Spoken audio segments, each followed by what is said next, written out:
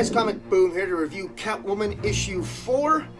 Joelle Jones gets a little bit of help on the art in this particular issue, and she gets help by a man by the name of Fernando Blanco. He does sort of, there's past and present image storytelling going on in this issue, and in the present storyline is drawn by Joelle Jones, and some of the scenes that are portray Catwoman in the past with her sister Maggie are drawn by Fernando Blanco. Laura Elred continues to do the coloring, does a great job there. John Calise does the coloring for the past issues with Fernando Blanco. Josh Reed does the lettering. And Stanley Artgerm does a fantastic variant cover. I mean, look at this variant cover, huh? Isn't that incredible? I mean, I gotta tell you that the foil, the sort of foil cover, aluminum covers, or what do you call that? I don't know, whatever that is. These covers this month have been just absolutely beautiful, fantastic. And this variant cover, I mean, look at that.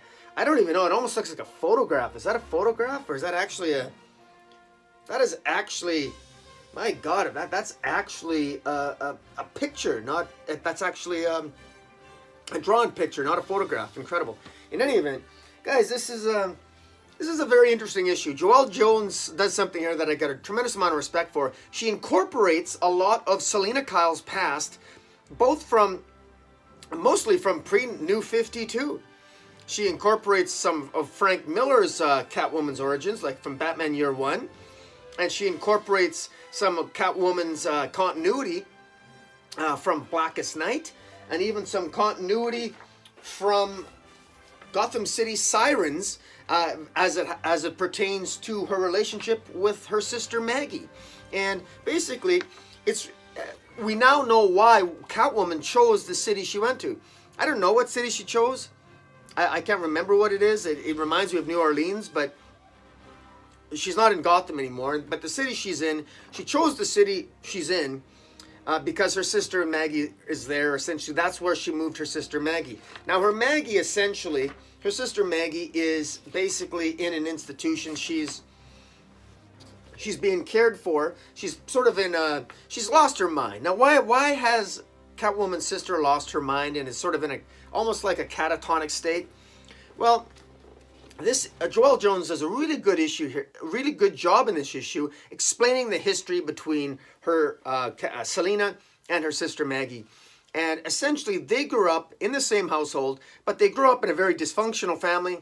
The mother was they had a suicidal, they had an alcoholic father, and a mother that wasn't very good at keeping her own mental health. And their mother ended up committing suicide, and their father, I think, drank himself to death. Now, that is not so much revealed in this issue. It's important to note that the history that they're telling here is Selina and Maggie end up losing their parents. They don't give enough detail in here on that. They just sort of hint that they're gone. All Maggie says in the issue is we both survived our childhood in entirely different ways, and we both thought our way was right.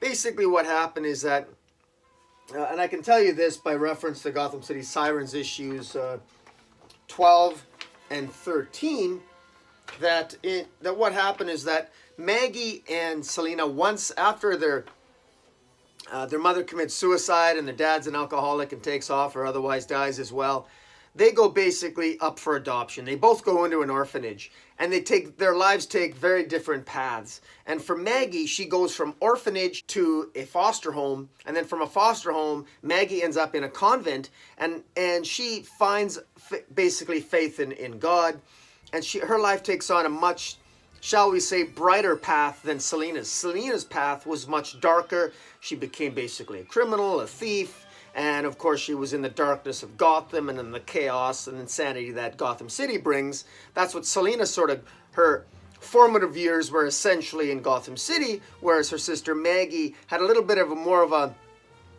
brighter upbringing with foster parents that essentially loved her, and she ended up in a convent. And eventually Maggie even married someone by the name of Simon. And But what's fascinating here is Joelle Jones does a great job of incorporating the past that is the most interesting for Catwoman, and in particular her sister Maggie, because Maggie's husband was kidnapped by the Black Mask. There was a great storyline in the pre-Flashpoint DC universe where Black Mask kidnaps Maggie's husband as a way to get to Catwoman, and he then kidnaps Maggie, and he basically rips out Maggie's husband's eye, and he forces Maggie to eat her husband's eyeball. It was just disgusting. It was horrible, and it basically drove Maggie insane. Now, Catwoman eventually rescued her sister Maggie from the Black Mask, but not before Maggie's husband died of his injuries, because he was literally tortured to death by the Black Mask. And so, but Maggie went a little bit insane, and she needed to go into a mental institution because she was she was so mentally traumatized by the whole damn thing. What happened after that is, in issue 83 of Catwoman, it was the Blackest Night. But what happened after that was Selina killed the Black Mask.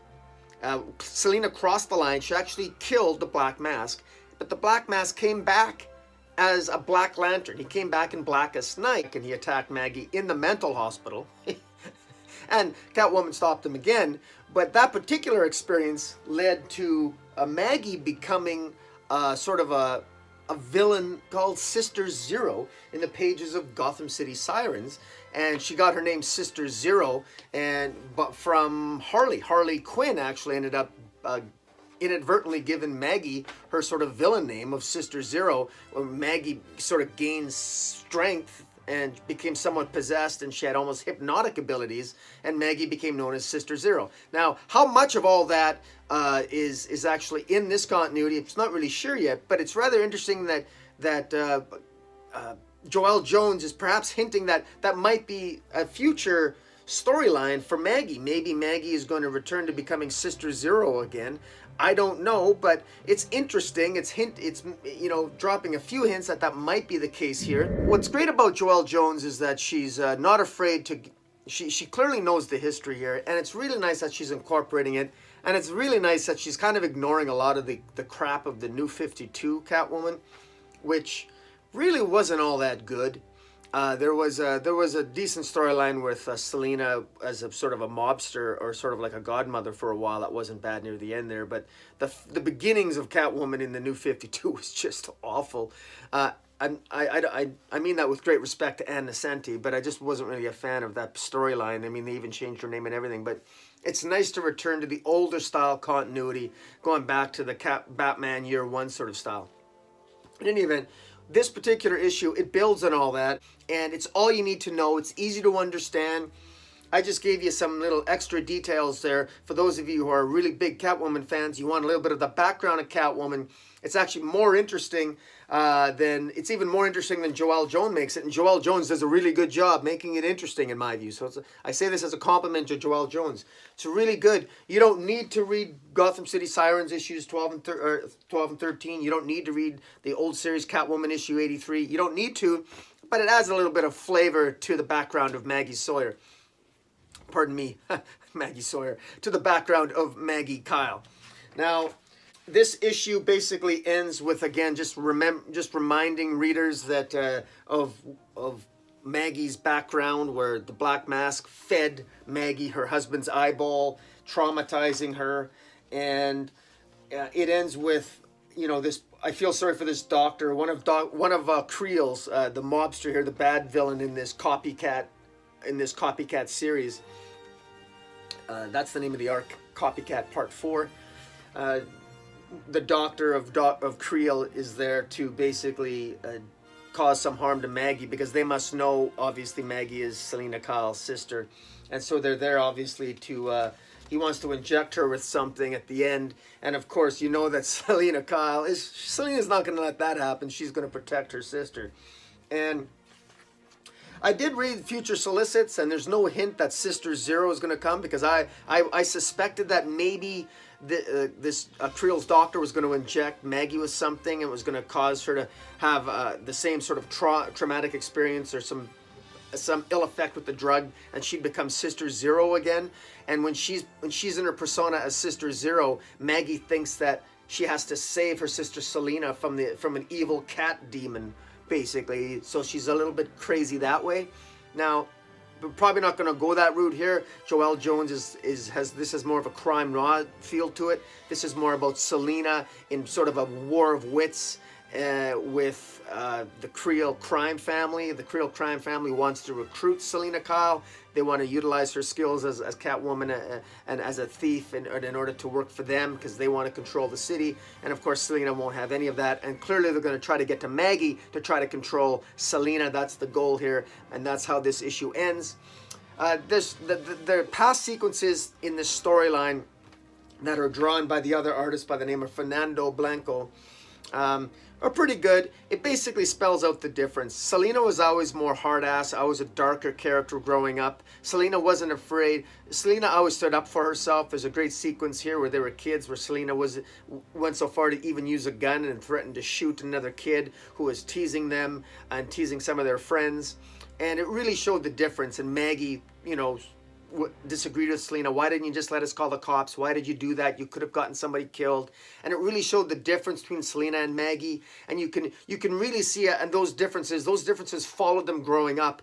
And Joelle Jones did a really good job here of ramming it home why Selina feels so guilty about Maggie and why she feels responsible for what happened to Maggie, because it was Selina's darker lifestyle as Catwoman that led to the Black Mask entering into her life and ultimately entering into Maggie's life and kidnapping Maggie and her husband and killing her husband, torturing Maggie's husband to death, and literally feeding her husband's eyeball to Maggie. So that's got to that's got to screw her up a little bit. So kudos to Joelle Jones, did a great job. I'm going to give a shout out to Gotham City Sirens issues 12 and 13. Great issues, and I only have issues. I have issue 83 of Catwoman, but that's in storage. I couldn't find that, but I know I have it. It's just too far in the back of the boxes there. In any event, guys, check out Catwoman issue 4. Joelle Jones has done a great job, and until next time, Comic Boom out.